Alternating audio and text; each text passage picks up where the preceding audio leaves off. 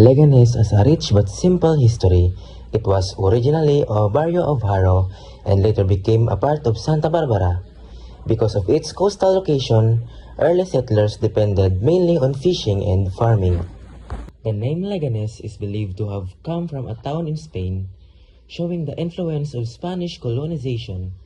During the time, religion played an important role, and communities were often built around the church.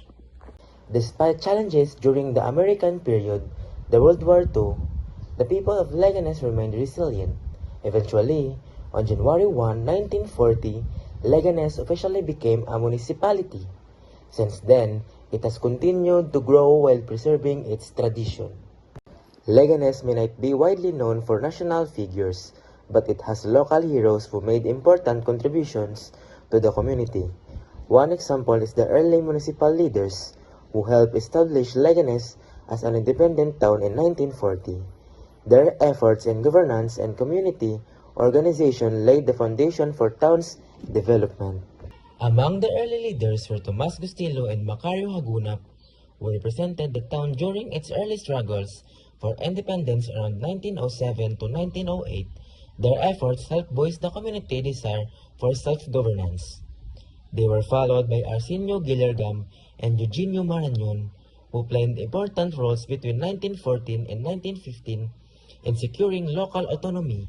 They also initiated community projects such as building and schoolhouses, wells, and roads which help improve the quality of life in Leganes.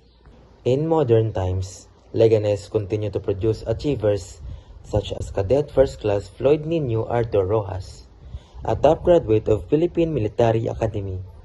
His achievement reflects the determination and excellence of the people of Leganes today. These individuals, both past and present, show how leadership, service, and dedication have shaped the town into what it is now. Leganes is a coastal municipality in the province of Iloilo. It is located near Iloilo City, which make it accessible and connected to the nearby areas. One of the most important natural features of Leganes is its mangrove forests, especially in Katongdan Eco Park.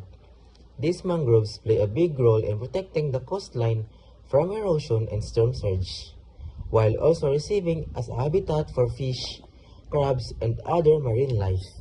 The land in Leganes is mostly flat, making it highly suitable for agriculture. Because of this, many residents depend on farming as a primary source of an income. Alongside agriculture, fishing also plays an important role due to the town's proximity to coastal areas, while others engage in small businesses and local trade to support their daily needs. The community is largely composed of Ilonggo-speaking residents, with Hiligaynon being the most widely used language in everyday communication. This shared language reflects the strong cultural identity and tradition of the people. Cultures plays an important role in everyday life in Leganes. One of the most important landmarks is the church, which serves as a center of faith and community gatherings. Leganes is also known for the Saad Festival. Saad means blessing, and this festival is celebrated to give thanks for the blessings received, especially in livelihood and harvest.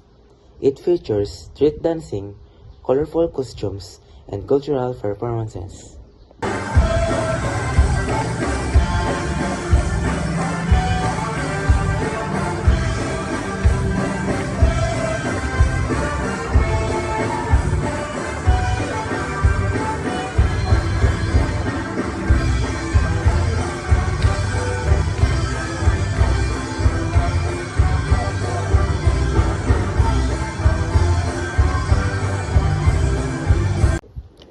In terms of food, fresh seafood is common because of the town's coastal location.